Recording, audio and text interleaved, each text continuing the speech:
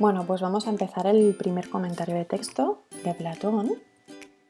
Pues lo primero que tenemos que hacer cuando tenemos un examen con un comentario de texto es leer el texto despacio. Entonces, a medida que lo vamos leyendo, vamos a marcar en fosforito las ideas que consideremos que son más importantes para tener en cuenta. Y como ya habremos estudiado un poco al filósofo, para cada idea subrayada en el texto, anotaremos alguna cosa para desarrollar luego en las preguntas. Aquí podemos destacar, por ejemplo, los hombres de naturaleza privilegiada y nos anotamos que con esta expresión Platón se está refiriendo a los filósofos.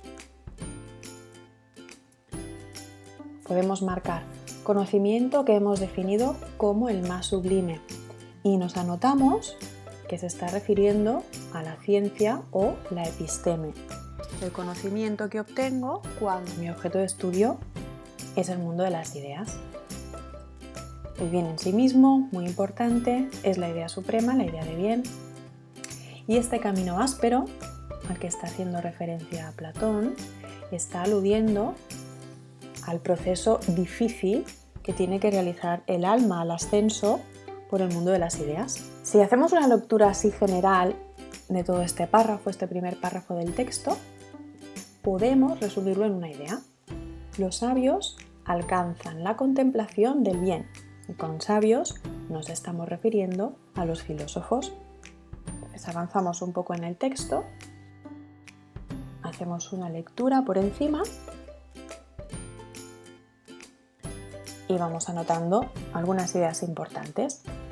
Región superior hace referencia al mundo de las ideas. Con desgraciados cautivos, Platón está haciendo referencia a los ignorantes que están en el interior de la caverna, atados a los sentidos como única vía de conocimiento. Cuando hace referencia a condenarlos a una vida miserable, está haciendo referencia a algo que tendremos que desarrollar en el examen, y es que a las personas que tienen el acceso al conocimiento del bien, les va a tocar gobernar la polis. Lo mismo que antes, intentamos poner este párrafo en una única idea. En este caso podría ser: hay que obligar a los sabios a gobernar.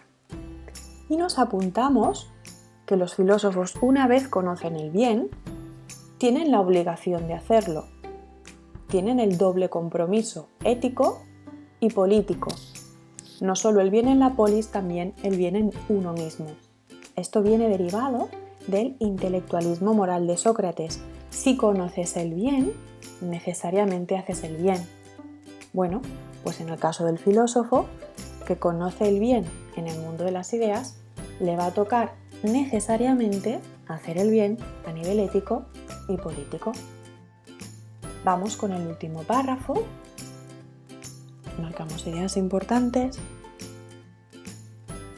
La ley no debe proponerse por objeto la felicidad de una determinada clase de ciudadanos con exclusión de otros, sino la felicidad de todo el Estado. Estamos haciendo referencia al pragmatismo platónico y a la búsqueda de la armonía colectiva. En armonía los intereses de todos los ciudadanos. Platón está haciendo referencia a un comunitarismo, y cuando habla de formar cuidadosamente ciudadanos como estos, está hablando de la importancia de la educación del filósofo. Fortalecer los lazos del Estado. Bien, está hablando del compromiso político que una vez más tiene el filósofo. Por último, resumimos este párrafo en una idea. La ley debe garantizar la armonía colectiva, es decir, la felicidad del Estado. Hasta aquí lo que hemos hecho es trabajar el texto, sacar el esqueleto del texto. Yo lo suelo decir así para hacer referencia a que sacamos las ideas que hemos encontrado. Cuando nos pregunten en cualquier comunidad autónoma por las ideas del texto, siempre las vamos a tener que escribir relacionándolas entre ellas. Los sabios alcanzan la contemplación del bien, hay que obligar a los sabios a gobernar, y la ley debe garantizar la armonía colectiva. Lo que no podemos hacer en el examen es simplemente limitarnos a escribirlas así, 1, 2 y 3, Lo que tenemos que hacer es desarrollarlas y relacionarlas entre ellas. Definiciones. En este caso, nos piden el bien en sí mismo. Sabemos que el bien es una idea y que está en la cima del mundo de las ideas. Simplemente con esto ya podemos hacer la definición. Aquí como ejemplo he puesto fundamento ontológico de la realidad y ordenadora del mundo inteligible. Desgraciados cautivos, nos habíamos marcado en el texto que eran las personas que estaban en el interior de la caverna. Podemos poner en el mito de la caverna los presos atados a los sentidos como única vía de conocimiento.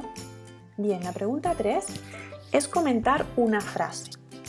La frase es la siguiente: el conocimiento más sublime es la contemplación del bien en sí mismo.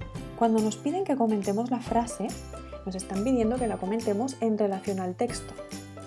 Por lo tanto, primero, explicamos qué quiere decir el filósofo con esa frase, brevemente, y a continuación exponemos toda la teoría del filósofo relacionada con esa frase, que justifique, que nos haga llegar a entender por qué esa frase significa lo que significa. Un error típico en la pregunta 3, es una pregunta de desarrollo, es bueno, pues aquí pongo toda la filosofía del autor porque yo me lo sé desde el principio hasta el final. No, lo que tenemos que hacer es demostrar que hemos entendido por qué este filósofo dice lo que dice y qué parte de su teoría está justificando esta afirmación. En este caso, diríamos que el autor afirma esto porque hay una relación entre la realidad, los niveles de realidad ontológicos, y los niveles de conocimiento, los epistemológicos. ¿Cuál es la superior? El mundo de las ideas. Está diciendo, el máximo grado de conocimiento, el más sublime, es el que estudia esa idea suprema, el del bien. Ahora hemos justificado la frase. ¿Qué podríamos desarrollar para sacar la máxima puntuación en la pregunta? Podemos hablar del dualismo ontológico. Hay 2 grados de realidad: mundo de las ideas, mundo sensible. Dualismo epistemológico, los 2 niveles de conocimiento, la ciencia, la episteme, y la doxa, la opinión. Podemos hacer mención al mito de la caverna, que vincula la ontología y la epistemología, y podemos hablar, por ejemplo, de las características que tiene la idea de bien.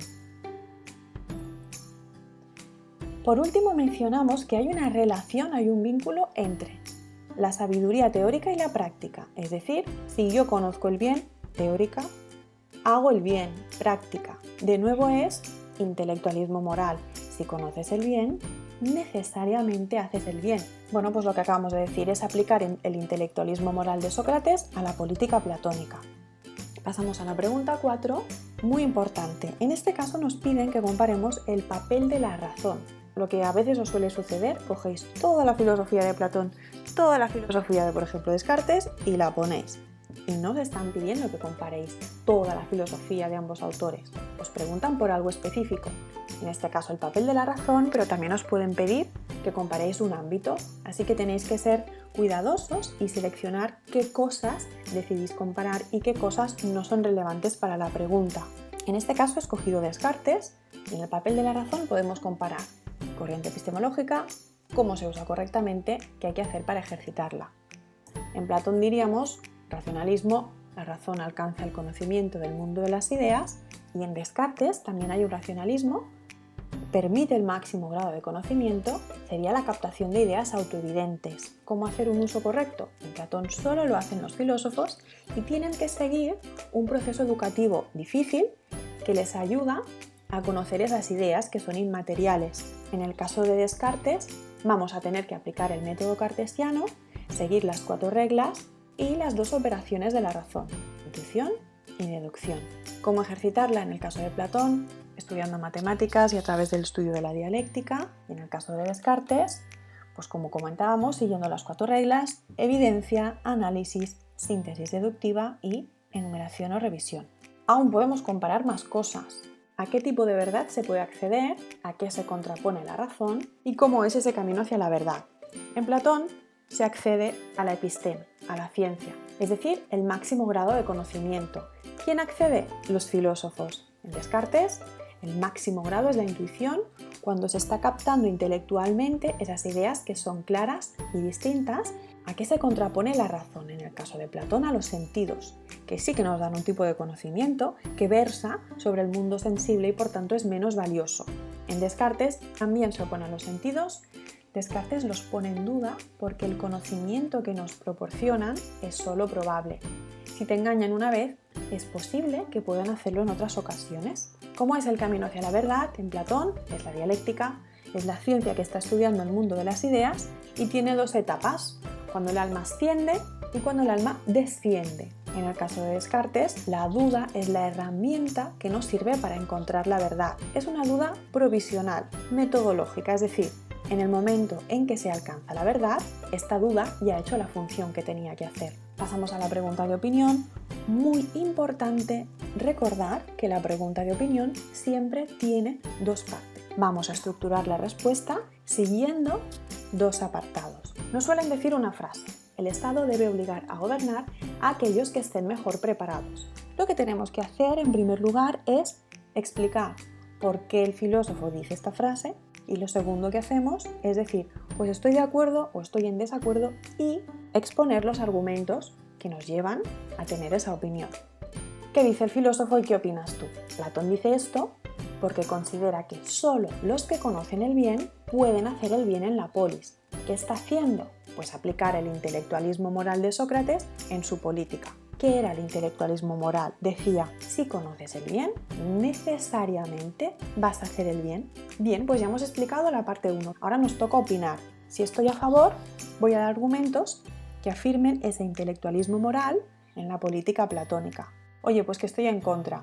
Lo que tengo que hacer es buscar un argumento que refute el intelectualismo moral de Sócrates. Es importante en filosofía, cuando estamos exponiendo nuestra opinión, siempre justificar lo que decimos, con argumentos, con ejemplos, etc. Bien, pues hasta aquí el comentario, hemos terminado. Importante siempre que hacemos un examen, un comentario de texto, dejar unos minutos al final para repasar. Pues espero que os haya ayudado, chicos. Nos vemos en otro vídeo.